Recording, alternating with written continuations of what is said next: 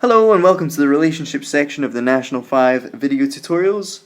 Today we're going to look at straight line questions that have not come up in National 5 exams so far but have been in Intermediate 2 and credit papers. Just a quick recap of what we learned so far. M stands for the gradient, which is y2 minus y1 over x2 minus x1. C stands for the y-intercept, which is where the line crosses the y-axis. We also learned that if you're using the slightly more complicated version of the straight line formula, that y minus b equals m times x minus a, that a and b are the x and y parts of a single coordinate that is on the line. Okay, so one example of that in this line could be 0.35, which actually lies on the line there.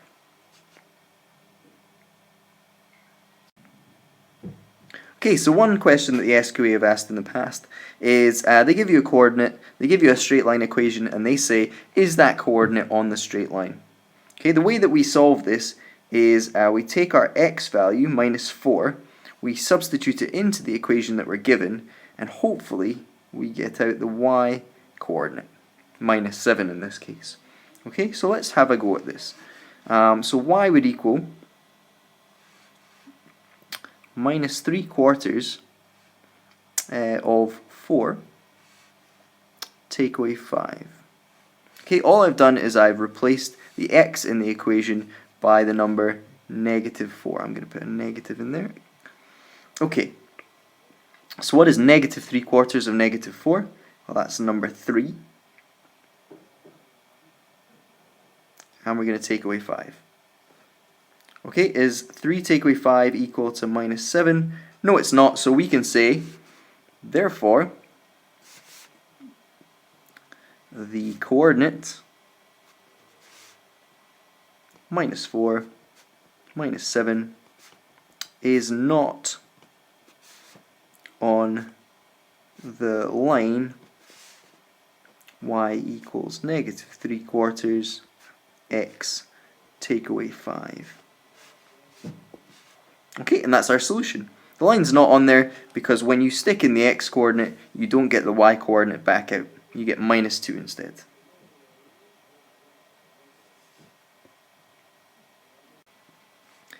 Here's a few examples of that type of question for you to try.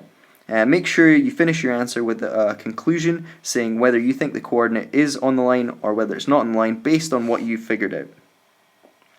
Make sure you pause the video here. I'll give you the answers in just one moment.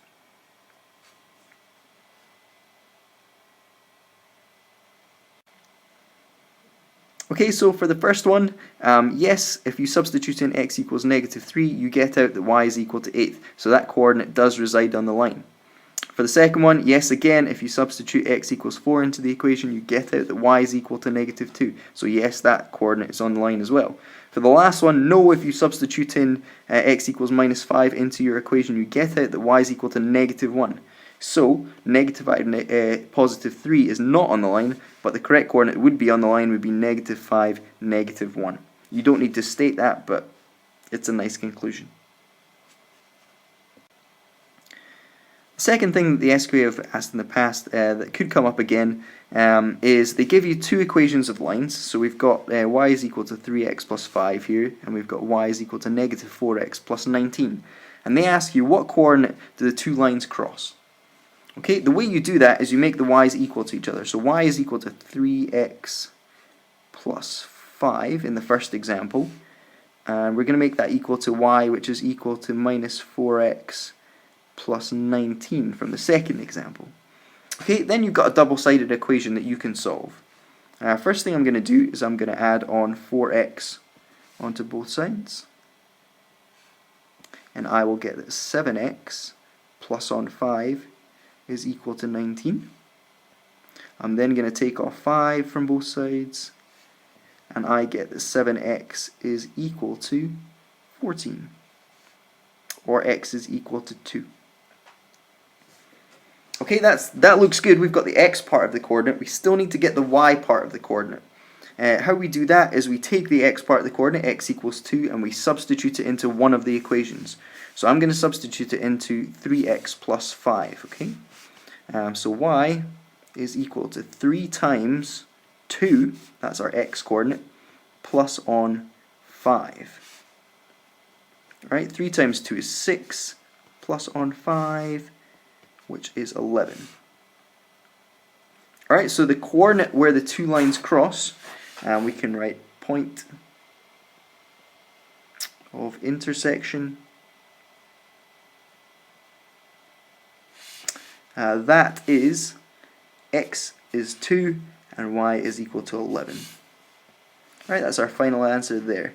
That's the point at which those two lines cross over. Okay, so there's the first process where you create a double-sided equation, you solve that for the x-coordinate, and then you substitute in your x-coordinate to get your y-coordinate. That gives you the point of intersection. Here are a few examples like that.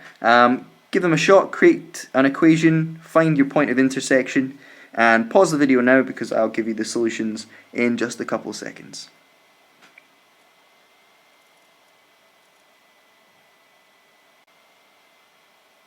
Okay, so the solutions to those two questions, you should have got that the point of intersection for the first pair of lines is 3, 11, and you should have got that the point of intersection for the second pair of lines is 5, negative 9.